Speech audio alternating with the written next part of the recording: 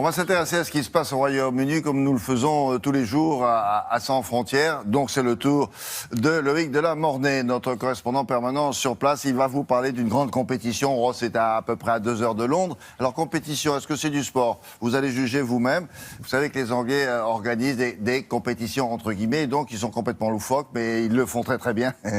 Ça s'appelle la course du Rolling Cheese. Ils ont deux choses en Grande-Bretagne, les Rolling Stones et la course du Rolling Cheese. Cheese, c'est le fromage. Qu'est-ce qu'ils font? Vous allez voir. Bon, il y en a pas mal des compétitions un peu loufoques, comme ça, Loïc, bonjour. Bonjour William, loufoque, on peut dire stupide, osons le mot, parce que celle-ci est particulièrement stupide. Alors effectivement, ils en ont plein, ils ont par exemple les championnats du monde de charmeurs de vers de terre. Vous avez bien entendu, de charmeurs de vers de terre, en fait il faut jouer de la musique. Les championnats du monde se déroulent tous les ans, et puis c'est celui qui arrive à sortir le plus de vers de terre grâce à sa musique. Le record c'est 55 vers de terre en une demi-heure. Vous avez aussi le Shrovetide Football, alors ça c'est une compétition, c'est le match le plus dingue et le plus long de football de la planète. Il dure pendant 2 jours, et c'est tout le village qui s'y met. Il y a 5000 habitants, donc 5000 joueurs. Les buts sont à 5 km de distance. C'est une cohue indescriptible. Voilà, typiquement, des compétitions absolument loufoques des Britanniques. Et puis, il y a celle-ci qui vient de se dérouler il y a 2 jours, effectivement, le Rolling Cheese. Alors, le but, très, très compliqué, vous l'avez compris. Courir derrière un fromage, lancé le long d'une colline. La pente fait à peu près 45 degrés. C'est comme une piste noire. Et c'est donc complètement fou. Alors, le mieux, c'est qu'on vous montre en images. Charlotte Onfroy-Barrier et Maya Boyer ont été tournés sur place pour nous. Regardez, ça vaut le coup.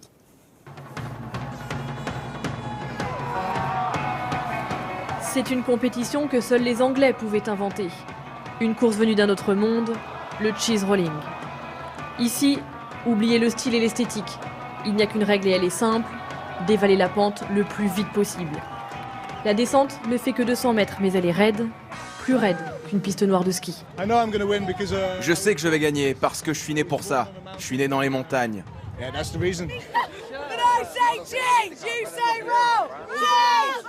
Ils espèrent tous rattraper le fameux trophée, un fromage de 3,5 kg qui fait la spécialité de la ville, le Gloucester Cheese.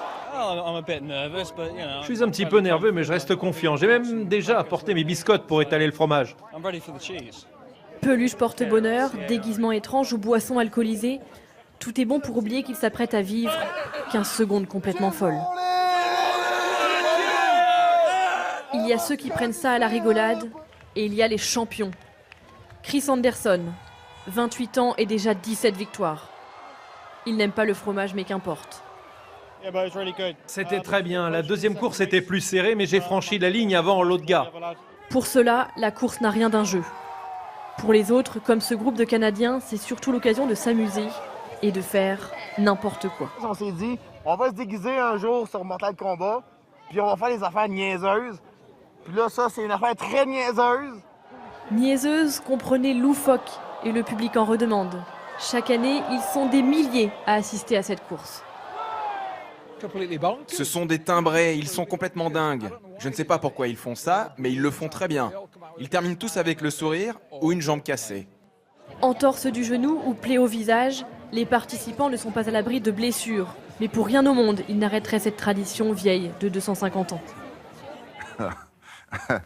L'histoire ne dit pas, Loïc, tout d'un coup, j'ai pensé à ça, mais s'il le mange ensuite, le fromage, j'ai bien compris que c'est pas le but du jeu, mais il doit avoir une drôle de bouille, le fromage, après avoir descendu tout ça.